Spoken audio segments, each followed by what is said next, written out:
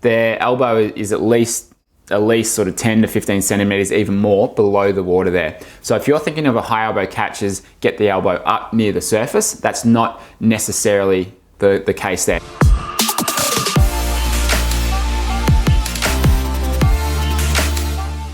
Hey, Brenton here. In today's video, I'm going to talk about why the high elbow catch isn't necessarily high. So what do I mean by this? Well, there's a lot of confusion around what's a high elbow catch.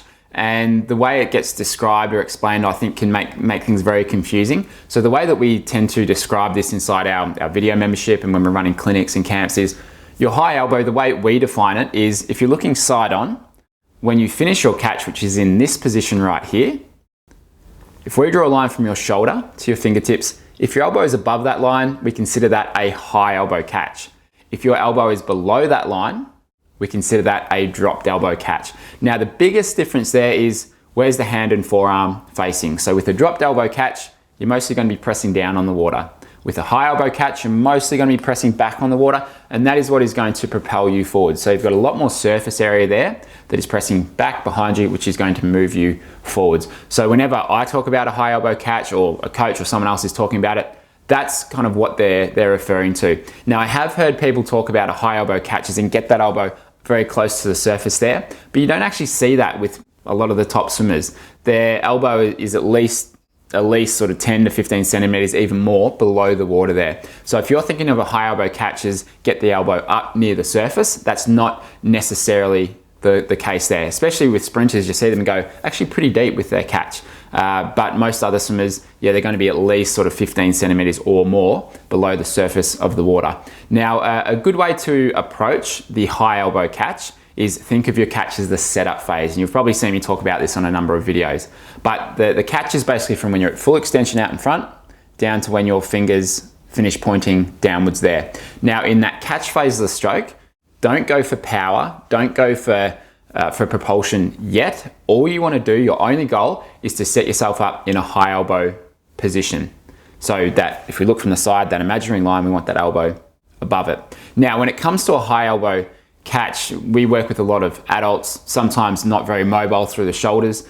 So trying to get anywhere in this extreme high elbow catch is just going to be pointless because physically it's not a comfortable position for a lot of adults. And in order to be able to sort of sustain that position over time, especially over some of those longer distance swims, 2K, 4K, it's not going to be sustainable to do. So what we normally recommend for most adults, especially if you're tight and you're not very mobile through the shoulders, is just go for anywhere in that high elbow range, even just slightly. Because if you're trying to go for this Olympic level high elbow catch, it's not going to be as effective as if you just get somewhere just slightly in that high elbow range. And you actually see with a lot of elite swimmers, many of them don't get this extreme high elbow catch. Many of them are only just in that high elbow catch. So there's no reason to try and overextend yourself in terms of your mobility and what is comfortable. Now, the caveat there is when you're doing some of the drills like the YMCA drill progression that you've probably seen, when you're doing drills like that, or even the sculling drills, you may want to overdo and exaggerate the high elbow position in order for you to be able to learn and develop that sort of movement, because you'll probably come back a little bit from that when you're swimming. But when it comes to swimming, don't try and go really extreme with it because it's not going to be comfortable. You might even feel like your shoulders get a bit sore that way. So just go for anywhere in that high elbow range. Now, in terms of the 4 key positions that we like to achieve in the stroke, you've probably seen our video. I'll put a link in the description about the 4 key positions for your catch and pull. But when it comes to your high elbow catch, think of it as when you start your catch, right, you're out in front, then all you really want to do there is just tip the fingertips down to the bottom of the pool without applying too much pressure and without really pulling your upper arm and your elbow back straight away. So have that little bit of time spent where the fingertips are just traveling down without really starting to pull back just yet. That is an easier way to get into a decent catch position. And then in terms of the third key position, which is the power diamond, which is this position right here. Now, the reason it's called the power diamond is if we look front on, if we had both arms in that position, it would look a little bit like a diamond shape. So it's kind of like half a diamond with that one arm there. Now, the reason the best swimmers in the world get to that sort of position is because, number one, it's when they can easily get into their lats there. And we often see that the hand is a little bit wider than the shoulder in that power dime position. And if we look side on, then you'll typically get, with most elite swimmers, shoulder, elbow and hand all aligned underneath the shoulder there. So that's the power dime position. Whereas swimmers who aren't really getting that catch very well, their hand tends to be too far out in front of them. So the shoulder and elbow line up, but the hand doesn't. Now in that power diamond position, a lot of people tend to go too deep and too straight with their arms there. So I'm talking about most age group triathletes, most adults tend to go too deep and too straight there. So what we do, especially in those YMCA drills, is we get them to get your elbows out to the side, get your fingers pointing down, and get familiar with that position there under the body. Now that's not the catch phase of the stroke. It's not really the high elbow catch, but it is the next phase. It's the pull phase of the stroke. But where a lot of people tend to get confused is they're thinking about this high elbow catch, where they're either trying to have their elbow too far up, too close to the surface there. And again, it's just not necessarily a comfortable position, doesn't use the stronger muscles through the shoulders and the back there. And so with that power dime position, if you just think of having good posture, I think chest out, tall and proud, get the arms in that power dime position, that is really going to get you into your lats, into your stronger shoulder and back muscles. And that gives you a lot of surface area that's going to be pressing back there. So that's why we go through these YMCA drills, where you just have the time to be able to get familiar with those key positions. And if you're not currently in those key positions, then through that drill, you're just giving yourself the time to be able to make the adjustments there. And it pays to just look at your hands, see what you're doing with them, and make the adjustments. Because if you can't get a high elbow catch in, let's say, the YMCA drill, very little chance you'll be able to get it when you're swimming. And that's really the purpose of a lot of drills, is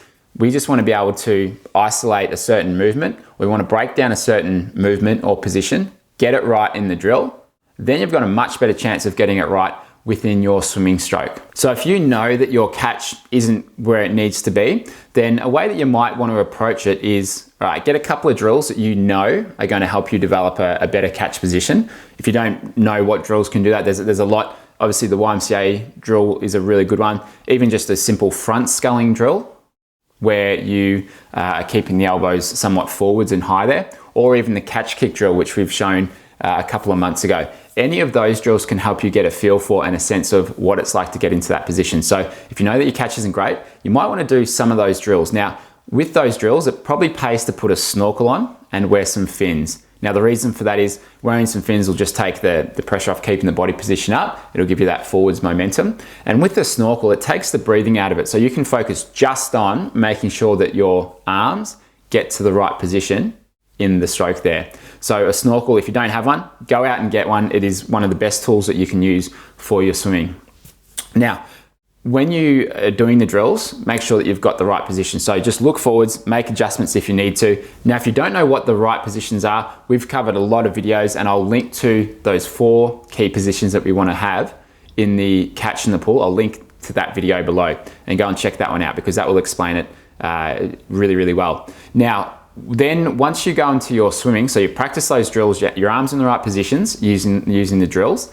Then when you go into your swim stroke, you don't necessarily need to take the fins off and take the snorkel off straight away, because that's going to make it a little bit harder to be able to maintain that better technique in your swim stroke. So there's nothing wrong with wearing a snorkel, even putting a pool buoy on, and just going through a couple laps of easy swimming, because number one, that'll take the kick and the body position out of it. You'll sit up nicely.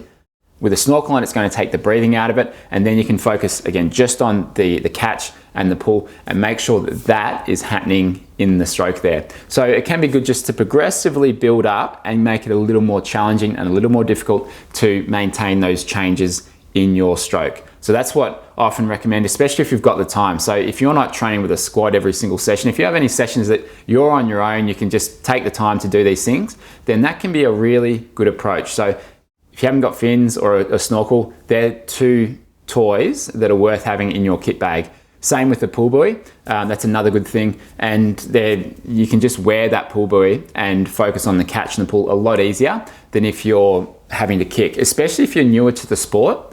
if you've only been swimming for 6 months, 12 months, or even sort of 2 years, then you might do a little bit of swimming with the pull buoy on and the snorkel in order to be able to make it easy to make those changes. Now, know that when you take that gear off, you're not going to nail these positions. You're not going to get them 100% right every single time.